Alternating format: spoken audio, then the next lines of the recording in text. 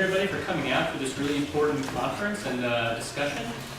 In recent years, Pennsylvania and other parts of the country have experienced a boom in natural gas exploration. Hydraulic fracturing, or fracking, has caused countless cases of illnesses, water contamination, and air pollution, many of which go unreported in the mainstream media.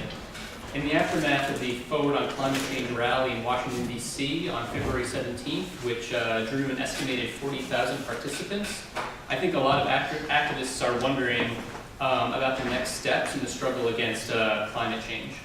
And as methane, which is emitted into the atmosphere during fracking, has a 20% greater impact on our climate than carbon dioxide over a 100-year period, it is obvious that the fight against something like fracking is intimately connected to the broader effort to curtail ecological catastrophe.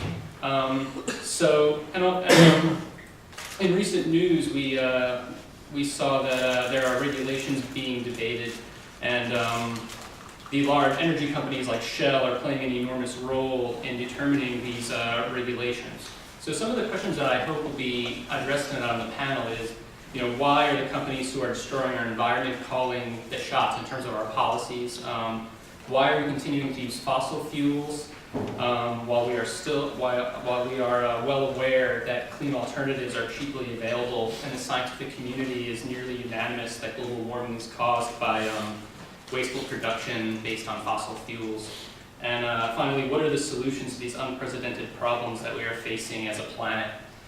So the first speaker that I would like to introduce is Sam Bernhardt. He's the Pennsylvania organizer for Food and Water Watch. Formerly the organizer for Food and Water Watch on Long Island, New York. He is an advocate for a nationwide ban on fracking and governmental accountability to dangers to public health and the environment. So I'd like to hand it over to Sam.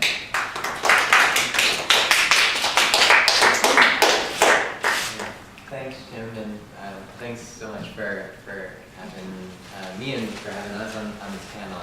I'm excited about the discussion. Tim gave a brief introduction of Food and Water Watch, but just to expand on that a little bit more, so we're a national consumer advocacy organization, and we work to keep food and water resources safe, accessible, and affordable. And so fracking is our priority campaign on a national level, but we work on other issues as well that touch on those themes. So the other issues that I get to work on in Pennsylvania are labeling genetically engineered food and fighting water privatization. And right now we're actually involved in a fight to prevent Allentown from selling their water and sewer system to a private company. So yeah, it's pretty awful. These are resources that should be publicly controlled, and privatization of water is a really, I'm not going to go into it, that's a really horrifying story. And so the way we operate is we take strong positions and then we build local power on elected officials to hold them accountable to those positions, and that's what I'm going to be speaking about today, is our efforts in Pennsylvania to build power, to hold elected officials accountable, because they haven't been accountable to the public on this issue. So fracking, is everyone familiar with the process, I guess, first off? One thing that folks touch upon frequently is that fracking is a Ponzi scheme. This is these forms of extreme resource extraction, they're so, not only is it intensive, energy intensive to get them out of the ground, and intensive in terms of the impacts that they have on the environment, but it's also economically expensive for the frackers to do what they're doing. So the only way that you can actually frack economically, in an economically sustainable fashion for the frackers, is to externalize the costs as much as possible.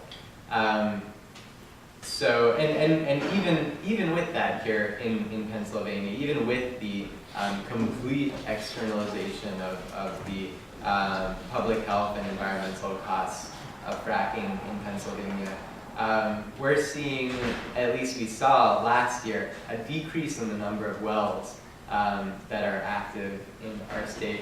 That's because there's such a glut of natural gas that's been extracted. The industry was so overzealous that they drove down the cost of natural gas, and there's not enough. So we've got this huge supply of the gas now, and we've got relatively little demand. So because of that, this process has been on at least a localized decline, just for economic reasons. So I talked about how they've been externalizing the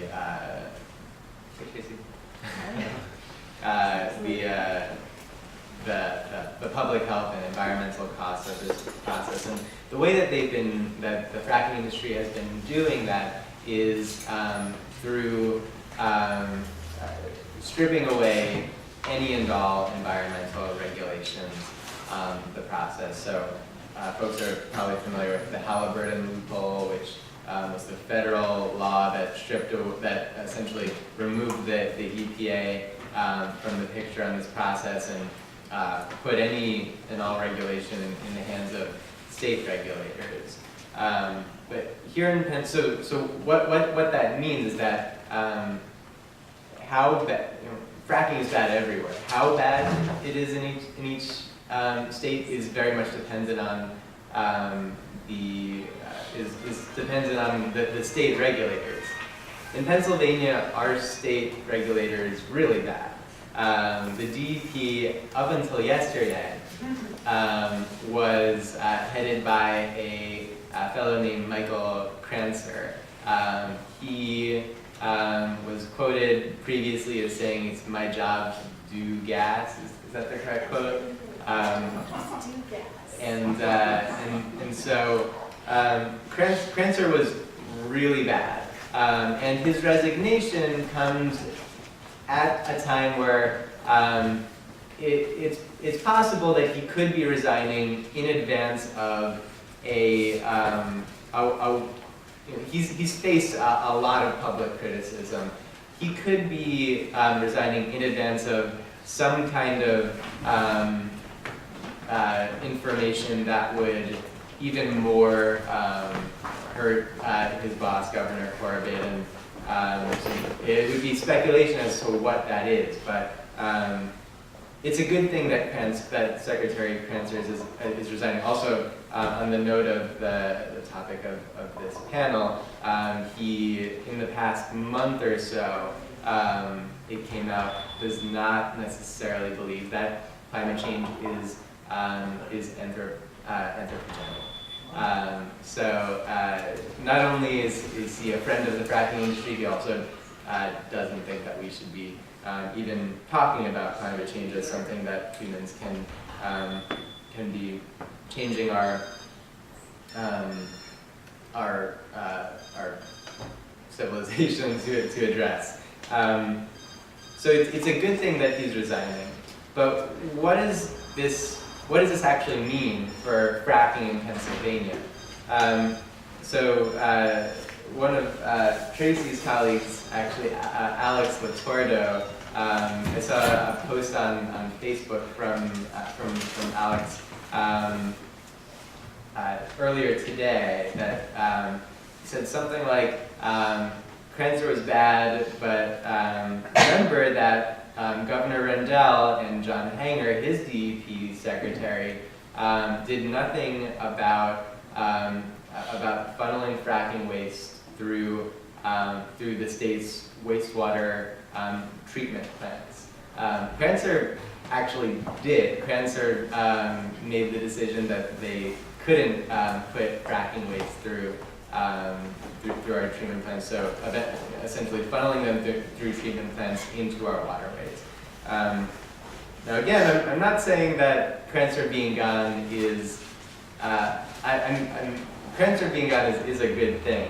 But the fact is, the next Kranzer is also going to be bad. We know that because Governor Corbett appointed him, and he appointed him because he wanted someone in the position of regulating the frackers who would turn a blind eye and even strip away any regulations. So we know that the next Kranzer is going to be bad. Is it going to be as bad as Secretary Kranzer? That's not really a question that I'm too concerned with. Bad enough, I think we can agree on. So the next Kranzer is going to be bad. Without changing the way that Pennsylvanians think about fracking in our state, the next Corbett will also probably be bad on this issue. That we know that because fracking started up under Governor Rendell, and we, if things don't change, whether Corbett is the next Corbett and he's reelected in the 2014 gubernatorial election, or whether someone else is our governor after the 2014 election, we know that things have to change in our state in order to actually start moving in a direction where we can hold the fracking industry accountable. So this is, we talk about regulatory capture as a regulatory capture is when the industry that's supposed to be regulated gets, infiltrates the regulator and pushes them to influences them to not regulate them as that way. This is Kranzer, and potentially his predecessor, John Hanger, as well, are really the pinnacle of regulatory capture because they are and were the industry. Kranzer, now that he's resigned, is actually his next job is to be defending the energy industry. So we need to change the power dynamics of this issue in Pennsylvania. And so how do we do this? Well, one case study is what's going on in New York right now. So there's no hydraulic fracturing in New York State right now. And that's because there's a really strong, powerful, vibrant movement against fracking in New York. There's also a very strong, powerful, vibrant movement against fracking in Pennsylvania. But to tell a success story that we should maybe be looking to as far as how we fight this this industry in our state. The anti-fracking movement in New York has successfully kept fracking out of their state for up until now, and kept the Governor Cuomo, on the fence for really the past year, literally right on the fence, unable to make a statement indicating for or against. And that's because every time people talk about the negative effects of fracking in New York, they talk about Governor Cuomo. And so Governor Cuomo knows that he's not going to ever be able to separate himself from this issue. Anytime fracking is mentioned, Cuomo is mentioned. And that kind of directed activism is what we're looking to do here in Pennsylvania. So one example of it is, one example of that is Iris and I were working together on events that was going to happen yesterday. Cuomo has sort of shunted some of the responsibility of this decision to his health commissioner. Dr. Shah is the New York State health commissioner, and he had a lecture scheduled at UPenn that was supposed to be yesterday. So we got together a couple directly impacted individuals, medical, health professionals, and we're going to have a precedent right outside of Dr. Shah's talk. And he got wind of this and canceled his talk, but it's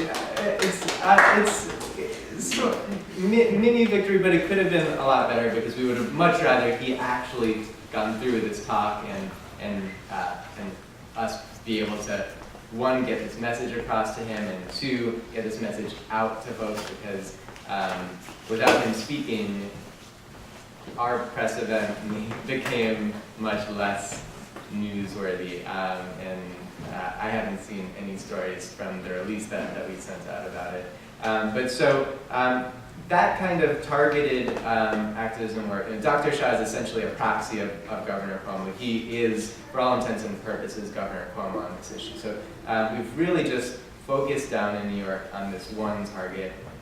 And similarly in Pennsylvania, we need to be doing that. Who is the target in Pennsylvania? Well, we know it's not Governor Corbett because he's not on the fence. He's on the other side of the field from us.